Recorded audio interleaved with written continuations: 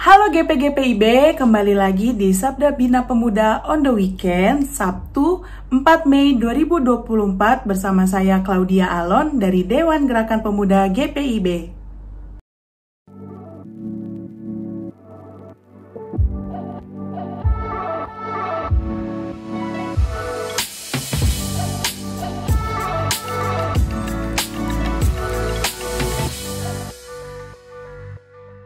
Sebelum kita membaca dan merenungkan firman Tuhan pada hari ini, marilah kita bersatu di dalam doa. Kita berdoa. Ya Bapa yang berada di dalam kerajaan surga, terima kasih Tuhan, Engkau telah melindungi dan juga memberkati hidup kami di sepanjang minggu ini ya Bapa. Ya Tuhan Yesus, sebentar lagi kami akan membaca dan merenungkan sedikit dari firman-Mu. Kiranya firman-Mu ini ya Tuhan bisa menjadi pedoman dalam kami melakukan kegiatan kami sehari-hari. Di dalam nama Tuhan Yesus, kami berdoa dan mengucap syukur. Haleluya. Amin. Pembacaan Alkitab kita pada hari ini terambil di dalam Markus pasalnya yang ke-7 ayatnya yang ke-27 yang berbunyi, lalu Yesus berkata kepadanya, biarlah anak-anak kenyang dahulu, sebab tidak patut mengambil roti yang disediakan bagi anak-anak dan melemparkannya kepada anjing. Untuk perenungan kita pada hari ini yang ada di dalam SBP Sabtu tanggal 4 Mei 2024 bertemakan Echo Chamber Effect. Sobat muda mungkin pernah mendengar istilah echo chamber effect atau efek ruang gema. Situasi di mana seseorang enggan melihat atau mendengar gagasan, perspektif atau alternatif lain yang berbeda dari perspektifnya sendiri. Kemudian seseorang itu lebih suka mendengar gagasan dari orang-orang yang pemikirannya seragam dengan dirinya saja. Berbahayanya jika echo chamber effect ini melanda gereja dan persekutuan yang merasa bahwa keadaannya baik-baik saja, padahal di luar tembok gereja banyak orang sedang berteriak meminta keadilan, terdiam di tengah penderitaan dan menangis di tengah kemiskinan. Pertemuan Yesus dengan seorang perempuan Siro-Venesia memberikan pelajaran yang menarik mengenai iman dan ketekunan, tetapi juga kepedulian di tengah perbedaan.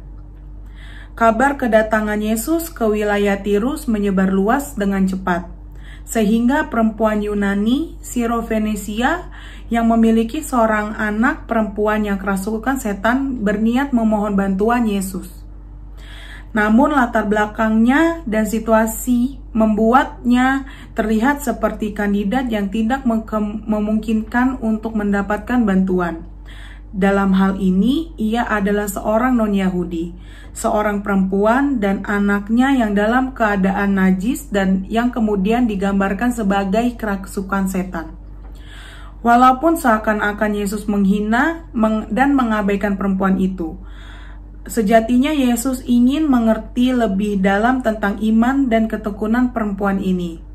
Sisi lainnya, Yesus menembus batas-batas norma eksklusivitas religius dan kelaziman saat itu dengan menolong anak perempuan yang kerasukan setan itu. Sobat muda, kadang-kadang kita enggan untuk melampaui batas-batas dinding kenyamanan kita sebagai gereja. Padahal firman Tuhan saat ini mengajarkan kepedulian dan keberpihakan kita kepada mereka yang tersisih dan lemah. Apakah kita akan tetap nyaman jikalau di sekitar kita dan sesama kita menderita? Nah, dalam renungan kita pada hari ini ada satu pertanyaan yang patut untuk kita renungkan, yaitu apakah selama ini pelayanan kita sebatas tembok gereja saja, padahal sebenarnya pelayanan kita tidak hanya sebatas itu. Bisa juga kita melakukan pelayanan kita di dalam keluarga, di dalam kita bergaul sehari-hari, ataupun di dalam pekerjaan ataupun studi kita. Nah, teman-teman, pernah nggak kita tuh menolong teman kita yang sedang kesusahan ataupun lagi galau? Pasti kita mendengarkannya, ataupun kalau misalnya kita bisa menolongnya lebih lagi, pasti kita akan menolongnya.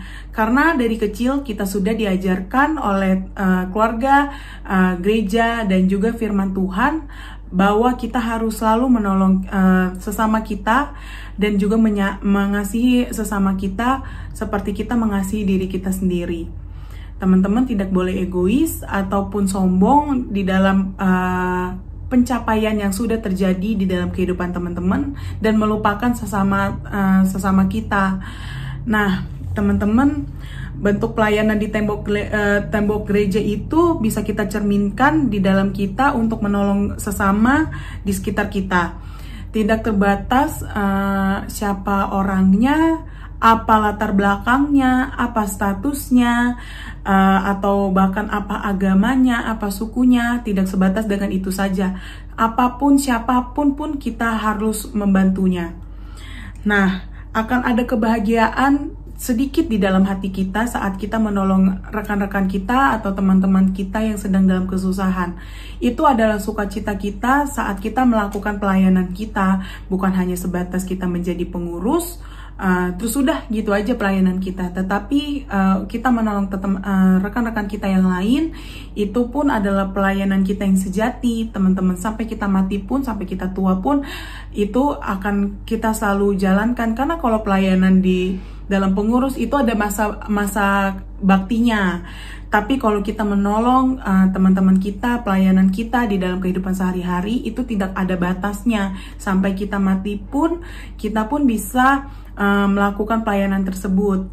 Jadi teman-teman, sekiranya pelayanan kita tidak hanya sebatas dalam tembok gereja saja, tetapi pelayanan kita bisa kita lakukan di dalam kehidupan kita sehari-hari. Tuhan Yesus memberkati. Sekian firman Tuhan, amin. Sebelum kita menutup renungan kita pada hari ini, marilah kita bersatu di dalam doa. Kita berdoa. Tuhan Yesus, terima kasih Tuhan atas firman-Mu pada hari ini. Tuhan, tuntun kami untuk kami dapat memperluas pelayanan kami tidak hanya di dalam gereja, tetapi perluaslah pelayanan kami untuk di luar gereja.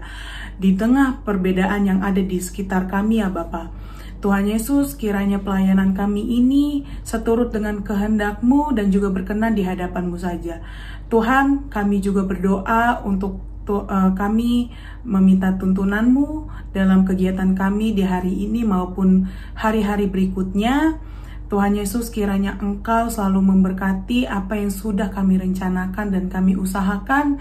Kiranya Tuhan, apa yang sudah kami rencanakan dan usahakan ini bisa seturut dengan kehendak-Mu saja ya Bapa.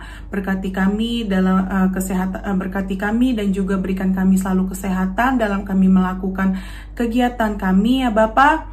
Berkati juga kedua orang tua kami, berikan selalu kesehatan dan juga berkati setiap studi ataupun pekerjaan saudara-saudara kami, kakak atau adik kami ya Bapa. Tuhan Yesus, berkati setiap kami pengurus Gerakan Pemuda GPIB dimanapun kami berada. Kiranya Tuhan memberkati pelayanan kami supaya kami bisa terus mempermuliakan nama-Mu saja.